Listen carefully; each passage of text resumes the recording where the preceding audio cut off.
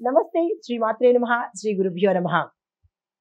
June నెల 20వ తారీఖు 2025 శుక్రవారం నాటి పంచాంగం ప్రకారము శ్రీ విశ్వావసు నామ సంవత్సరం ఉత్తరాయణం గ్రీష్మ ఋతువు జ్యేష్ఠ మాసం కృష్ణపక్షం. ఈ రోజు సూర్యోదయ సమయము తెల్లవారి 5:46 సూర్యాస్తమ సమయము సాయంత్రం 6:49. ఈ రోజు తిథి నవమి ఉదయం 9:47 వరకు. తదుపరి దశమి తిథి ప్రవేశము. నక్షత్రం రేవతి నక్షత్రం రాత్రి 9:45 వరకు. తదుపరి అశ్విని నక్షత్ర ప్రవేశము.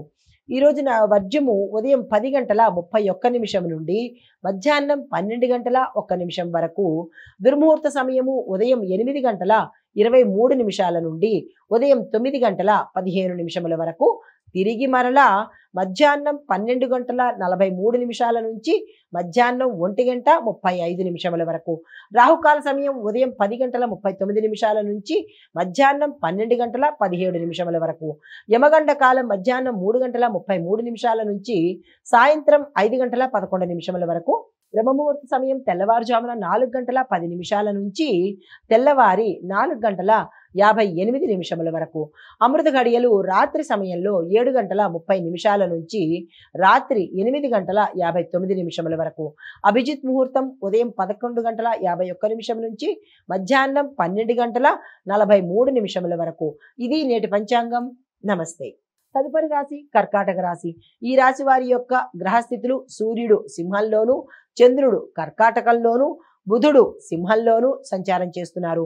ఈ సంచార ఫలితాలు: ఆరోగ్యం చాలా బాగుంటుంది. కుటుంబ సమస్యలు కొంత తగ్గుముఖం పట్టేటట్టుగా గోచరిస్తోంది. కొత్త అవకాశాలు మీకు అభివృద్ధి బాటలు వేసేటట్టుగా గోచరిస్తోంది. దానికి సంబంధించిన ప్రణాళికలు వేసుకోండి. చెప్పదగిన సూచన: శనీశ్వరుడికి పూజ చేయించుకోండి. హనుమాన్ చాలీసా పఠన ఇంట్లోనే చదువుకునే ప్రయత్నం చేసుకోండి. తదుపరి రాశి సింహరాశి. ఈ రాశి వారి యొక్క గ్రహస్థితులు: సూర్యుడు సింహంలోను, చంద్రుడు సింహంలోను, బుధుడు కన్యలోను సంచారం చేస్తున్నారు. ఈ ఫలితాలు: ఉద్యోగంలో పురోగతి ఉంటుంది.